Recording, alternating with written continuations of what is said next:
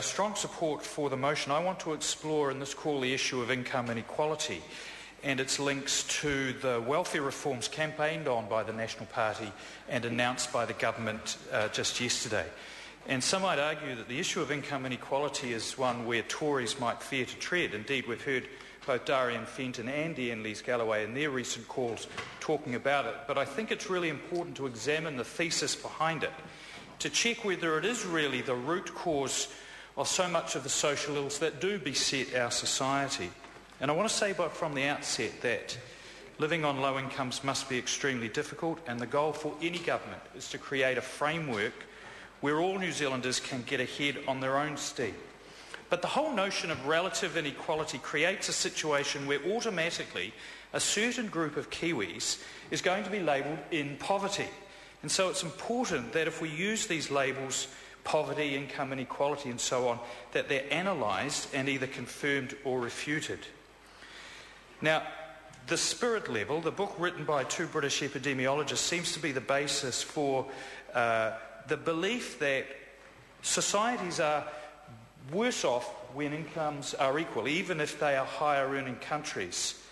And I just want to test that, because what it suggests is that it's better to live in Afghanistan or the Czech Republic, because while their incomes are lower, their incomes are less unequal. And I think that that is a nonsense, Mr. Speaker. But just for the moment, let's assume there is merit in that argument. It's worth looking at some of the countries that have managed to reduce income inequality over the last 20 years. And for that, I'm grateful to the Child Poverty Action Group for a recent report that they had. Now, I don't tend to put much weight on an organisation that claims that the government puts an overemphasis on paid work as the way out of poverty, as if there could be some other way. Because that's rubbish, Mr. Speaker. Paid work is the only way out of poverty, and anyone who says different is deluded. Right. But they do provide a helpful analysis of the countries that have reduced income inequality over the last 20 years or so.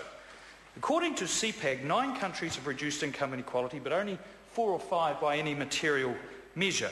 And guess who's included amongst that 5? Who's that? Portugal, Ireland, Greece and Spain. Whoops. The so-called pigs of the global financial crisis have all reduced income inequality. And I bet their citizens feel just cock-a-hoot about that.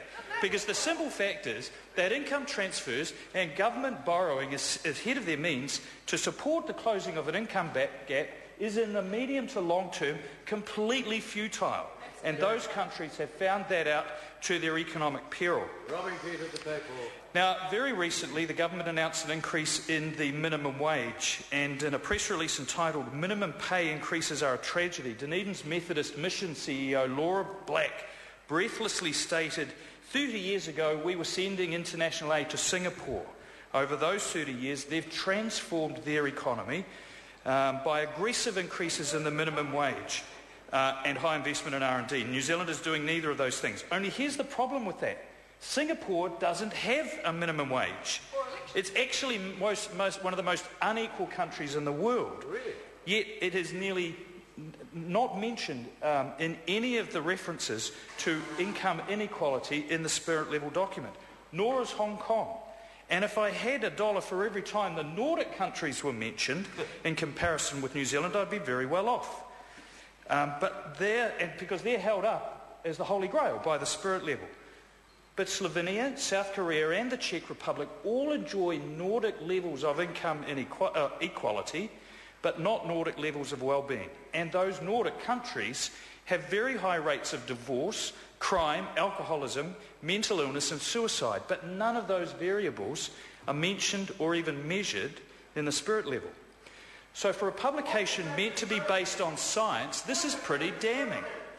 If one has a hypothesis and empirically tests it, and it's bad science, it's junk science, to ignore the variables that don't suit the researcher's preferred outcome. And so much of the evidence against the income inequality thesis exists. But here is the issue, Mr. Speaker. We do have a problem, one where pregnant, drug addiction, crime, and many other social ills are caused by people who are in low incomes, and we have significant social problems to address. And here are the simple facts, Mr. Speaker. 220,000 people are living on a benefit. And despite the wailing by the Child Poverty Action Group that the last thing they actually need is to become more benefit dependent. But that is exactly what CPAG, Labor and the Greens would do for them by making them more dependent on state assistance. Paid work and a reduction on the reliance on the state is the only pathway out of poverty, and the government's policies are designed to do just that. And some have suggested those reforms are a form of beneficiary bashing. Well, here's what I think bashes beneficiaries. 16-year-olds that drop out of school and become invisible until 90% of them turn back up on the dole at the age of 18. Ensuring vulnerable young mothers are left to their own devices and at the mercy of dropkick boyfriends who are not the fathers of their dependent children. And telling those people on a sickness benefit that that's as good as it gets. That instead of focusing on the things that they can do, people are worried more about what they can't do. That's beneficiary bashing, Mr. Speaker. It's got to be addressed, and under the reforms that this government proposes, they will be. Because we're not just going to hand over benefits and leave people to their own devices. Instead, we're going to take an active, work-based approach because we have greater aspirations for those people. And my friend Mr. Little says there is no plan. The classic Labor mantra. There is no plan, and where are the jobs? Well, there is a 120-point economic development plan that party was so worried about their own leadership, their own insular battles during the election campaign that they didn't even know existed. And let's talk about jobs. There are thousands of jobs being filled by immigrants and seasonal workers. Point of order. Mr. Speaker, I know that the member has only recently been in the House, but this is getting very close to a barrage of interjections that does not meet very familiar tests set out in previous Speaker's orders. Yeah, I'm going to uphold the point of order. The member was being excessive. He's not, I don't think, sitting in his own seat too, so it could be said that he's assumed a position to have advantage in interjection, and that is also a Speaker's ruling, so if he could just contain himself a little bit.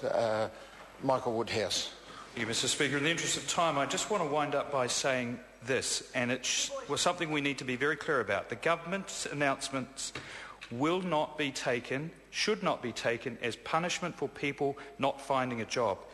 But should people be penalised for not bothering to look, I say yes. I strongly support the government's welfare reforms in that area. Chris Hipkins. Thank you very much, Mr. Speaker. Mr. Speaker,